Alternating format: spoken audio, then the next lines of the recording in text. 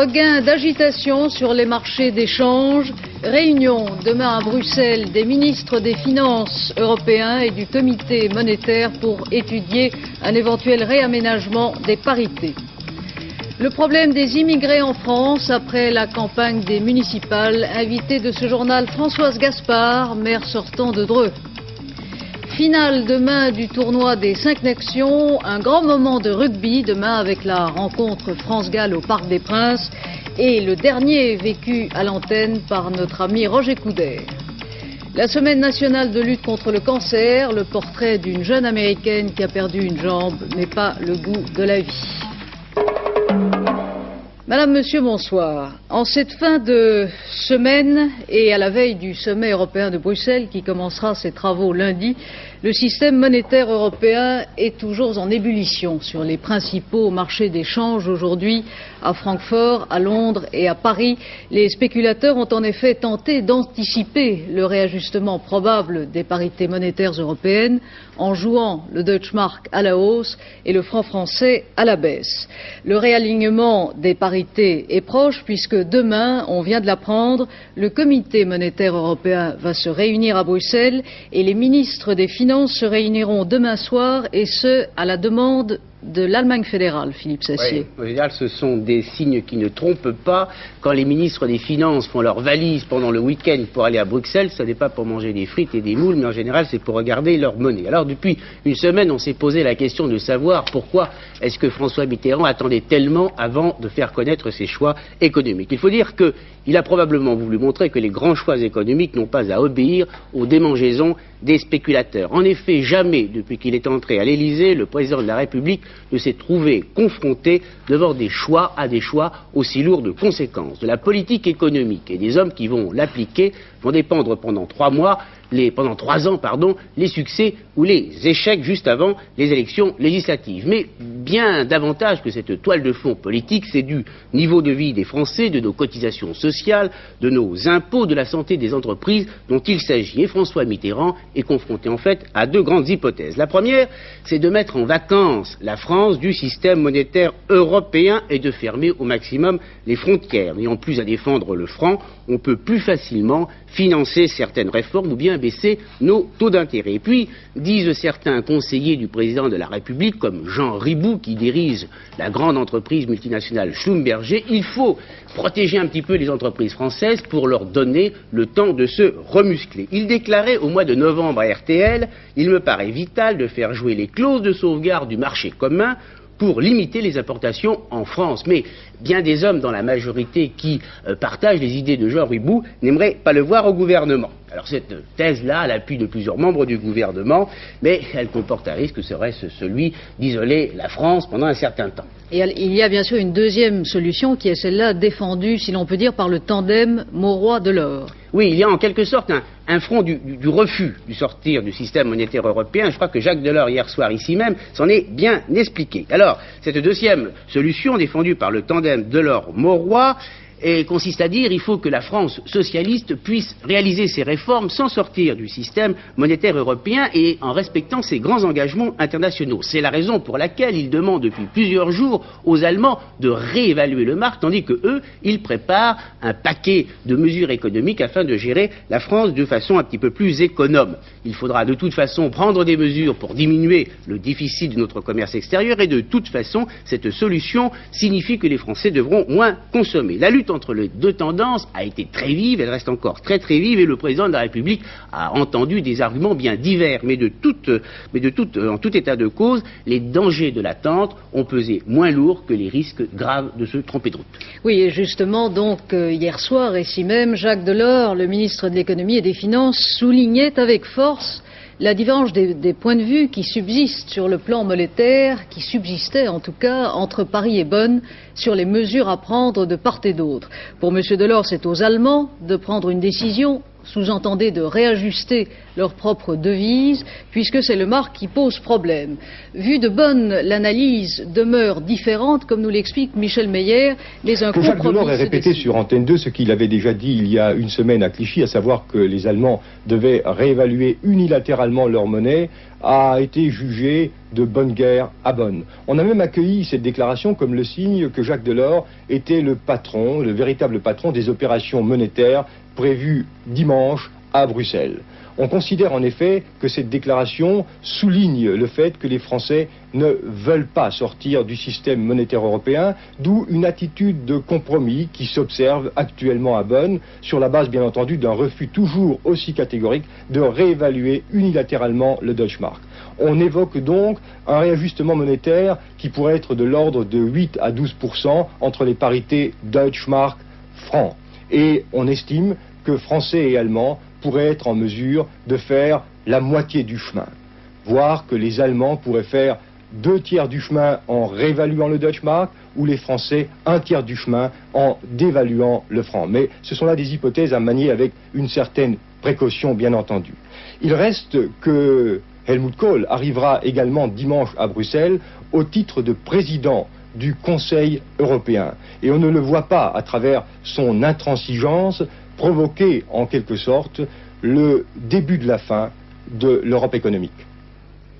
Et c'est donc à la demande de Bonn que les ministres des Finances européens et le Comité monétaire européen se réuniront demain à Bruxelles.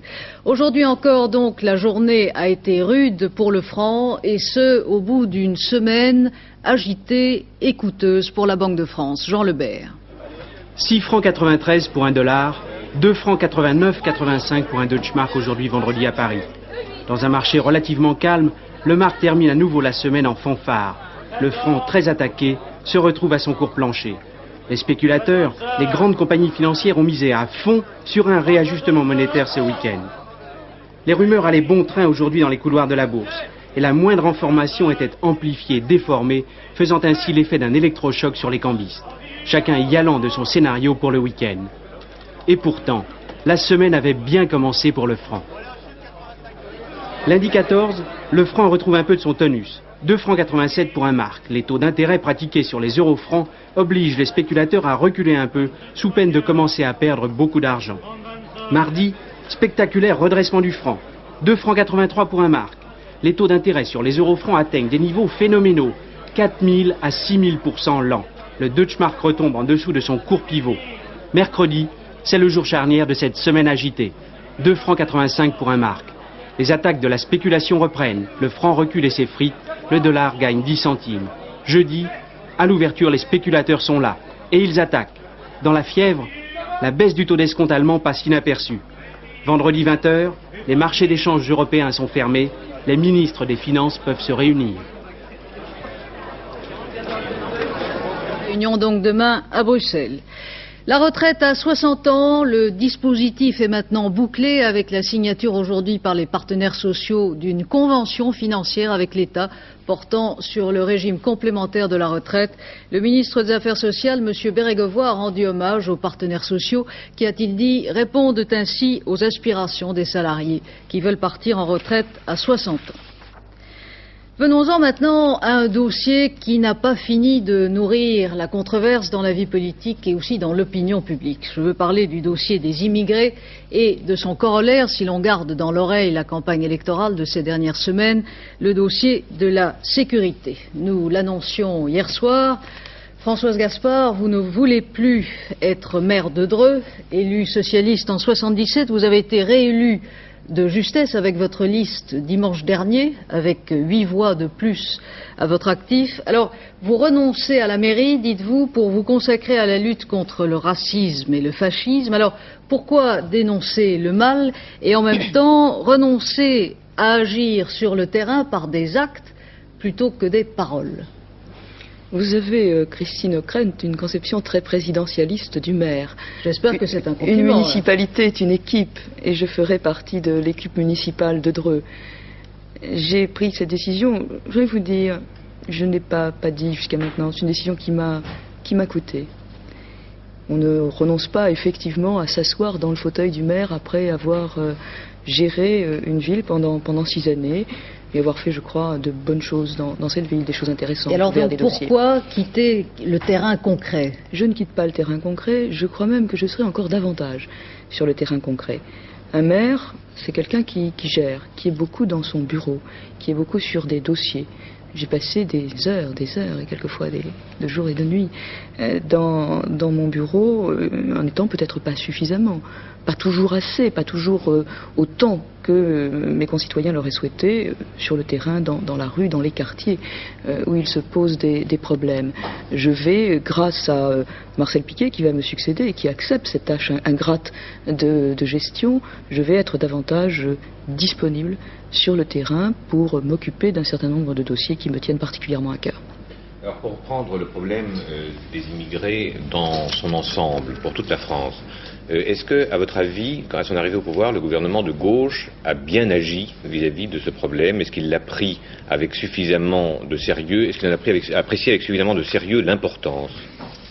Des mesures immédiates ont été prises.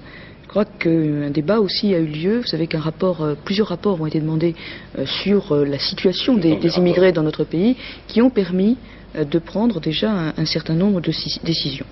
Problème de la présence de communautés immigrées dans un pays, d'abord je dirais qu'effectivement elle ne date pas de 1981, voilà plus de 40 ou 50 ans que la France fait appel à des travailleurs venus de l'étranger pour pouvoir développer son économie.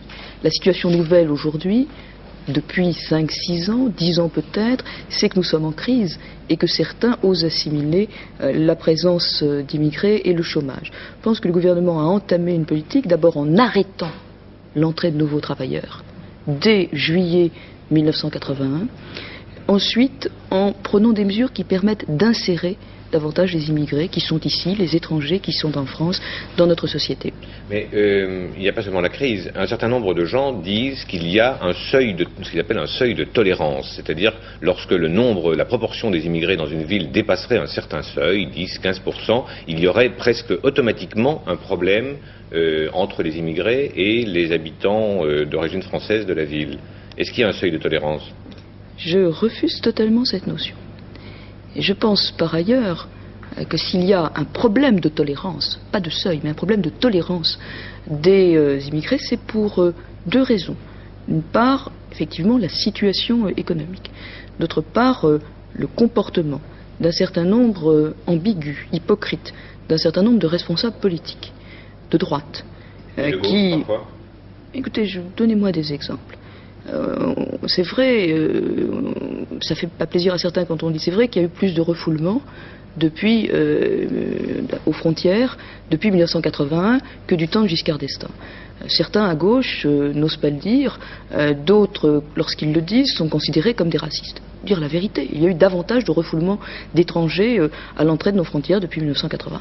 Mais on peut nier quand même, au-delà du clivage politique, que le thème de la sécurité, qu'on le veuille ou non, est lié pour beaucoup de gens, et en toute bonne foi, semble-t-il. Je ne parle pas là des discours politiques, est lié pour beaucoup de gens à la présence de beaucoup d'immigrés concentrés dans certaines villes ou dans certains quartiers de grandes villes. Est-ce que vous pensez que ce thème de la sécurité est nécessairement un thème politique? Je crois que ni le thème des étrangers dans notre pays, ni celui de la sécurité ne sont des thèmes politiques. Et je trouve, ce sont des problèmes de société qui doivent être envisagés avec un consensus, à tel point qu'il y a eu un rapport présidé, qui a été fait, un certain nombre de propositions qui ont été faites, d'une commission des maires, présidée par M. Bonnemaison, dans laquelle il y avait des maires de l'opposition. Nous avons adopté ensemble, j'étais vice-présidente de la commission, maires de l'opposition et de la majorité, les mêmes propositions. Nous avons été un accord sur ce problème. Ce que je dénonce, et ça c'est très grave, c'est que précisément les thèmes de la sécurité et de l'immigration aient été utilisés à des fins politiques. Et cela, c'est très grave. C'est très grave de faire du racisme d'opposition. C'est très grave d'utiliser... Écoutez, regardez ce qui s'est passé. J'ai mal pour mon pays quand je vois ça. Il y a un enfant qui est mort cette semaine à Marseille. Il avait 8 ans. Son tort était d'avoir les cheveux bouclés et d'avoir le visage un peu hâlé. Il était un enfant maghrébin. Je dis à ceux qui prennent la responsabilité d'inciter à la haine, de prononcer des paroles qui incitent au meurtre. Je leur dis, après tout, lorsqu'on a lancé la bombe, votre enfant à vous, il aurait pu être là et mourir aussi. Dites qu'il y a vraiment quelque chose de très grave qui est en train de se passer dans notre pays. Il faut que la France tout entière réagisse. Et c'est en renonçant à la mairie de Dreux que vous vous estimez mieux placé pour agir? je continuerai effectivement à agir, à me battre pour un certain nombre de principes fondamentaux auxquels je crois. Et je le ferai aussi bien à Dreux qu'ailleurs, si j'en ai la possibilité. J'ai quelques propositions que je ferai effectivement dans les jours qui viennent au président de la République et au Premier ministre. En tout cas, Françoise Gaspard, vous l'avez su avant nous, le Premier ministre vous exprime sa totale compréhension dans un télégramme qu'il vous a adressé. Il dit exprimer donc tout à fait vos raisons de renoncer à la mairie de Dreux. À l'étranger, la situation au Proche-Orient et plus précisément au Liban reste préoccupante. Sur le terrain, le contingent français de la force multinationale à Beyrouth a été visé sans succès par un attentat la nuit dernière et sur le plan diplomatique, c'est toujours l'impasse. Les 2 grenades lancées contre un poste militaire français à Beyrouth ont heureusement fait plus de bruit que de mal. Pas de victimes et, vous allez le voir, très peu de dégâts. Seulement, cet attentat contre le contingent français, c'est tout de même la 5e attaque en 3 jours contre la force multinationale. Et les attaques précédentes, elles, ont fait des blessés. 9 Italiens et 5 Américains. Dans quel but, cette rafale d'attentats? D'abord, pour essayer de peser sur les pays qui ont envoyé les contingents de cette force multinationale qui protège la paix à Beyrouth pour tenter de les dissuader, si vous voulez, de s'engager davantage au Liban. Surtout viser, évidemment, là-dedans, l'opinion publique américaine, toujours traumatisée par le souvenir du Vietnam et donc toujours très nerveuse dès que des soldats américains sont quelque part dans une situation un peu exposée comme au Liban.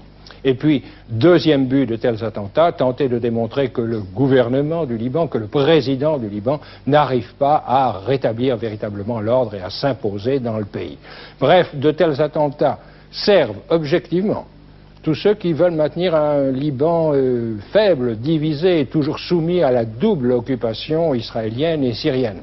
Alors, de là à pointer l'index, à dire c'est tel camp, telle faction, tel parti qui est responsable de ces attentats, évidemment difficile dans la mesure où à Beyrouth, la violence a toujours su s'entourer de mystères.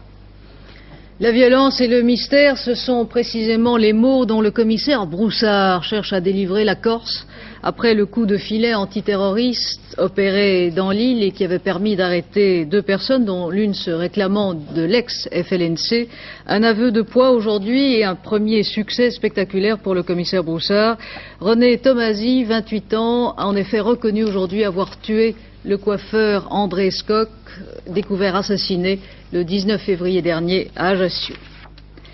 1 mois et demi après l'incarcération de Klaus Barbie à Lyon, Paul Touvier, l'ancien chef de la milice lyonnaise, va faire l'objet d'un mandat d'arrêt international pour crime contre l'humanité. Le juge d'instruction Christian Riss, déjà chargé du dossier Barbie, doit le délivrer dans les jours prochains. Paul Touvier, condamné 2 fois à mort par contumace à la Libération, avait été gracié par le président Pompidou.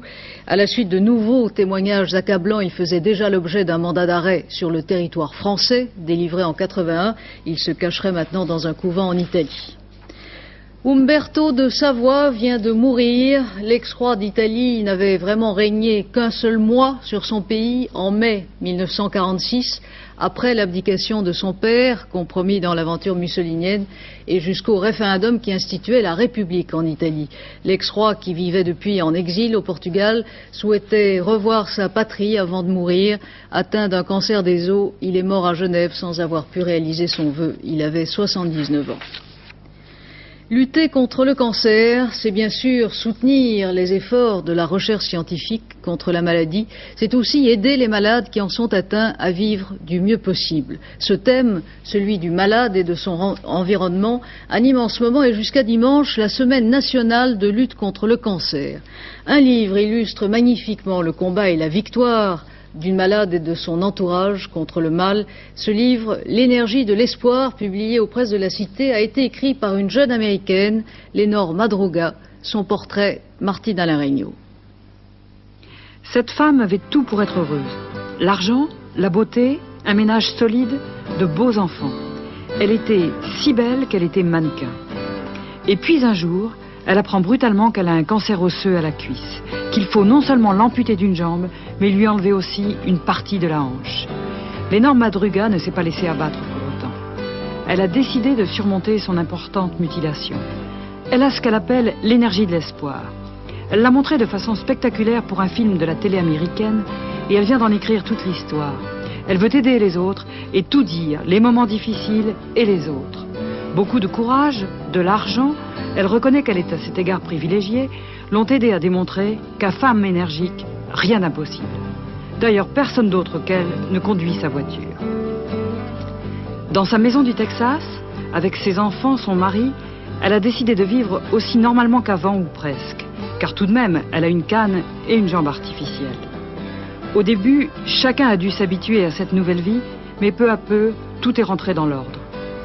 Et même de sa prothèse, elle parle avec humour et surtout, elle est décidée à ce que sa fausse jambe gauche ne l'empêche pas d'être une vraie femme.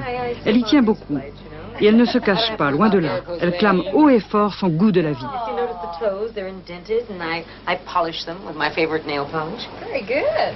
Women misconceive what is beautiful to men and what is not.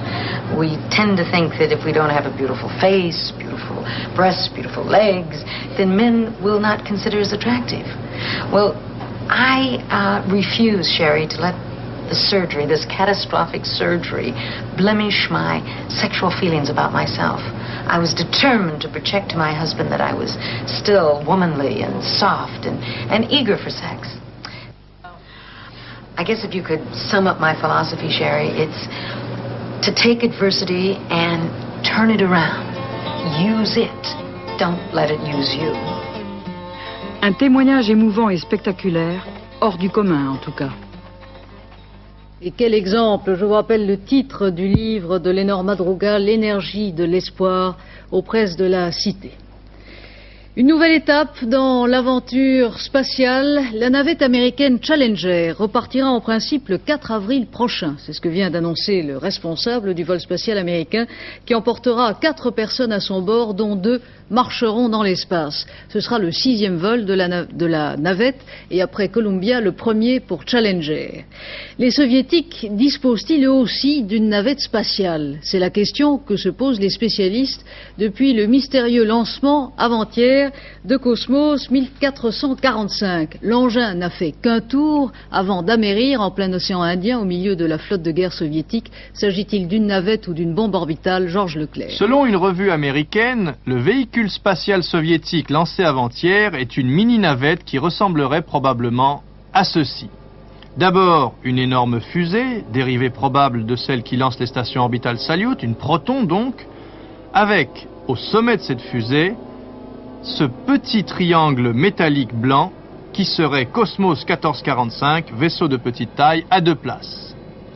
Rien à voir donc avec la navette spatiale américaine que voici, beaucoup plus lourde et beaucoup plus puissante. À bord de Columbia et de ses sœurs, l'équipage peut aller en effet jusqu'à 7 personnes. Du coup, les Américains proposent une idée qui expliquerait la taille de cette mini-navette soviétique. Il s'agirait, disent-ils, d'étudier un nouveau moyen de liaison entre la Terre et les stations Salyut comme celle-ci, où Jean-Loup Chrétien a passé une semaine en juin dernier. Cette mini-navette remplacerait donc bientôt les fameux Soyouz, qui datent maintenant de près de 20 ans. Demain, samedi, sera le jour du rugby. L'ultime journée du tournoi des 5 nations conjuguera en effet 2 finales. Une petite finale à Dublin entre l'Irlande et l'Angleterre. La grande finale au Parc des Princes entre la France et le Pays de Galles. Les 2 équipes cette année sont candidates à la première place alors que l'année dernière, elles se partageaient la lanterne rouge. L'enjeu est donc sérieux pour le 15 de France, un enjeu symbolique aussi puisque ce sera le match des adieux pour Robert Paparamborde et pour Christian Bélasquin, une nouvelle chance pour Camberabero et Martinez. Jean Mamère nous présente l'équipe de France. Regardez bien ce groupe, le groupe Fourou. C'est sans doute la dernière fois que vous le voyez ainsi composé. Non parce que le tournoi 83 se termine, mais parce que quelques trentenaires, les vieux grognards du petit caporal, ont décidé de mettre un terme à leur carrière internationale. Pour 2 d'entre eux, c'est sûr. Christian Bélasquin, de Bayonne. À 31 ans, il s'arrête. Promu chef de la ligne d'attaque française, il ne veut pourtant plus faire de sacrifice. Il passe ou est passé à côté d'une grande carrière, mais peu importe. Pas de regret non plus pour Robert Paparamborde, le Palois. Il avait annoncé en début du tournoi « Je cesse après le dernier match contre Galles ». Il a remporté 2 grands chelems et va avoir 35 ans. Ça fait longtemps que cette décision est prise, je l'avais prise en début de saison et je m'y maintiens. Et maintenant plus que jamais, surtout après les matchs derniers où j'ai vu quelques hommes policiers qui ont fait l'action de trop, mais moi je ne ferai pas un match de trop. Vous avez peur de ce match de trop? Mais oui, enfin disons que j'ai pas peur du match que je vais faire, mais j'ai peur de faire le match de trop qui ferait de moi un joueur comme beaucoup et un joueur qu'on remercierait peut-être un peu trop vite. Comment vous voulez partir? Je veux partir en ne laissant que des regrets. Et pour le moment, j'espère avoir réussi. J'espère que samedi aussi, je réussirai pour vraiment laisser que des regrets. Le couple Imbernon, le grand, et d'Hospital le Barbu ne sera séparé que par la volonté des sélectionneurs. D'Hospital à 31 ans répondra présent si on l'appelle. Même chose pour Imbernon, le Catalan. Il ne s'attendait pas à retrouver le tournoi, il y prend goût. Reste le cas le plus épineux, celui du capitaine Jean-Pierre Rieu. Sa crinière blonde est devenue tellement familière qu'il serait difficile de s'en passer. Lorsqu'on lui demande en mot gascon, il répond en normand. Je ne parlerai pas de retraite, je ne dirai pas. Mais au cas où, je dirais merci, on sait jamais, parce que vous savez, on n'a pas un bon de garantie en équipe de France. Et dans aucun sport d'ailleurs, on n'est pas sûr de rejouer la prochaine fois. Et je ne suis pas sûr de rejouer dans une semaine, alors comment voulez-vous que je sache si je vais rejouer dans 6 mois? Quoi qu'il en soit, Casque d'Or, si cher à Roger Coudert, sera là demain pour pousser contre les Gallois.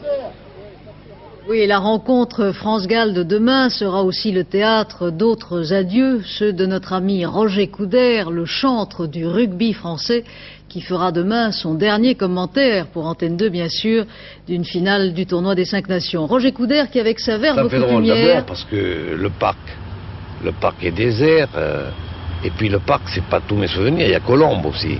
Colombes ça remonte beaucoup plus loin, mais enfin maintenant c'est le parc. Et ça me rappelle un match des Gallois que j'ai toujours beaucoup apprécié, les Gallois, et beaucoup craint surtout. En 75 pour mon retour à la télévision. C'était vraiment un festival. Il nous a tout fait. Il a marqué un essai là, à droite des poteaux. Dans ce sens-là, je le revois toujours, un essai de 50 mètres. Il était pilier.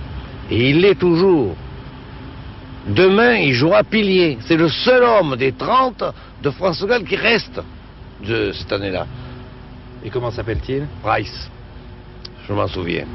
Il nous avait fait une raclée, les Gallois, et j'espère que demain, ça va être exactement le contraire. Pour mon départ, les petits me réservent une surprise, la surprise du chef. Est-ce qu'avant le coup d'envoi de ce dernier match du tournoi des 5 nations... Je vais pas pleurer, hein, pour Antenne 2, je vais pas pleurer. Non, est-ce que vous avez un regret? Je n'ai que des souvenirs. Et des souvenirs heureux, car les regrets, je les efface et je les oublie. C'est le seul moyen d'être heureux dans la vie, autrement.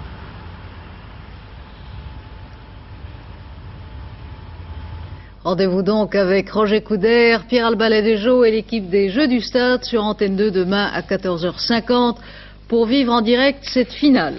Alors quel temps fera-t-il demain sur le Parc des Princes, Philippe Dumez?